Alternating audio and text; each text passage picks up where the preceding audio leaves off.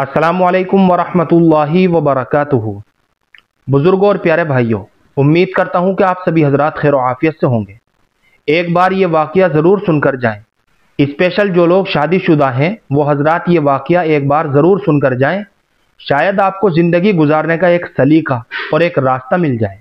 एक शख्स ने अपनी बीवी को उसके बच्चों के सामने बड़ी बेदर्दी के साथ मारा, जिससे बच्चे खौफ ज़दा होकर रोने लगे और बच्चों का ये हाल देखकर माँ भी बहुत रंजीदा हो गई। जैसे ही उसके शोहर ने उसके चेहरे पर मारा तो रोते हुए कहने लगी कि मैं तो अपने बच्चों की वजह से रो रही हूँ, और फिर अचानक से कहा कि मैं जाकर तेरी शिकायत करूंगी। शोहर ने कहा कि तुझे किसने कह दिया कि मैं तुझे बाहर जाने की इजाज़त दूंगा? बीवी ने कहा कि तेरा क्या ख्याल है कि तूने दरवाजे और खिड़कियों समेत राब्ता करने के सारे दरवाजे बंद कर दिए हैं, इसलिए तू मुझे शिकायत करने से रोक लेगा? शोहर बड़ा हैरान हुआ और बड़े ताज्जुब के साथ पूछा कि फिर तुम क्या करोगी? बीवी ने कहा कि मैं राब्ता करूंगी। शोहर ने कहा कि तेरा मोबाइल भी मेरे पास है, अब तू जो चाहे वो कर। शोहर का ख्याल ये था कि मैंने तो घर के सारे दरवाजे भी बंद कर दिए हैं और सारी खिड़कियां भी बंद कर दी है, और मेरी बीवी का मोबाइल भी मेरे पास है, तो अब ये किसी से राब्ता भी नहीं कर सकती और किसी से कुछ कह भी नहीं सकती। उसके बाद बीवी वहां से उठी और हम्माम की तरफ लपकी। शोहर ने समझा कि शायद ये हम्माम की खिड़की से भागने की कोशिश करेगी, इसलिए शोहर जल्दी से भागकर गया और हम्माम की खिड़की के पास जाकर के खड़ा हो गया और बीवी के बाहर निकलने का इंतजार करने लगा। जब शोहर ने देखा कि ये औरत बाहर निकलने की बिल्कुल भी कोशिश नहीं कर रही है, तो वो वापस अंदर आया और हम्माम के दरवाजे के पास आकर के खड़ा हो गया और उसके बाहर निकलने का इंतजार करने लगा। जब वो हम्माम से बाहर निकली तो चेहरा वुजू के पानी से तर था और लबों पर बहुत प्यारी सी मुस्कुराहट सजा रखी थी।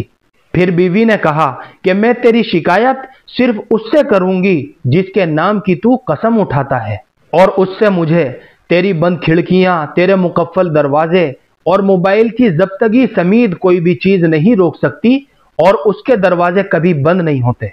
ये सब देखने और सुनने के बाद शोहर का तो रुख ही बदल गया और आराम के साथ कुर्सी के ऊपर बैठ गया और खामोशी के साथ गहरी सोच में डूब गया। अंदर जाकर बीवी ने नमाज अदा की और खूब लंबा सजदा किया। शोहर बैठा ये सब कुछ देख रहा था।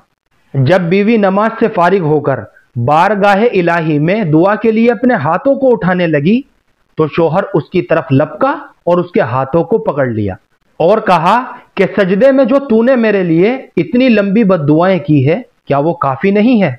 औरत ने पुरसोज लहजे में कहा, तेरा क्या ख्याल है, इस सब के बाद भी जो तूने मेरे साथ किया है, अपने हाथों को इतनी जल्दी नीचे कर लूंगी? शोहर ने कहा कि खुदा के वास्ते ऐसा ना कर, यह सब मुझसे गुस्से में हुआ है, मैंने कसदन बिल्कुल भी नहीं किया।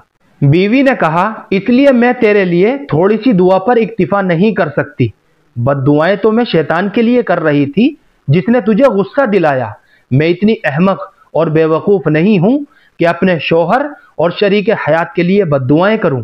यह सुनकर शोहर की आंखों से आंसुओं की एक धार लग गई और उसने अपनी बीवी के हाथों को बोसा देते हुए कहा, मैं आज आपसे वादा करता हूं कि कभी भी आपको बुराई के इरादे से टच नहीं करूंगा और कभी भी नहीं मारूंगा। फिर उसके बाद दोनों ने एक खुशहाल जिंदगी गुजारी।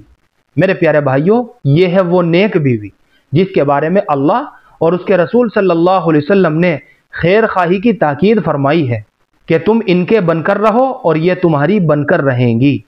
ऐसी नेक बीवियों की कदर करें।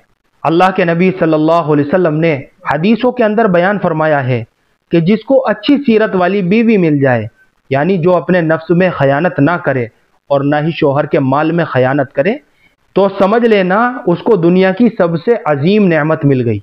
ऐसी नेक बीवियों की कदर करें। अल्लाह पाक हम सबको अमल करने की तौफीक नसीब फरमाए। फ़कत वल्लाहु आलम।